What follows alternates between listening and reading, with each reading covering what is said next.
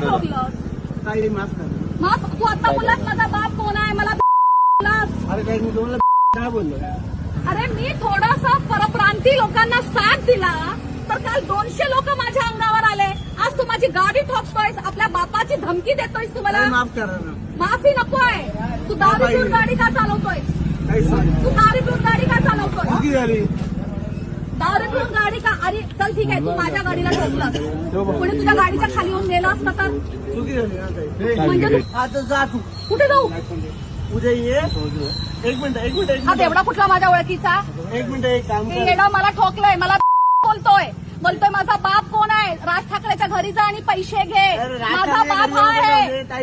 Madam एक minute जा, ठाण्याला जा, जावेदचे कोण आहे विचार, आणि तो माझा बाप आहे. ओके. तर म्हणजे जावेद शेखला तुमच्या बापाने सांगितलं का गाडी माझ्यावर गाडी चढवायला?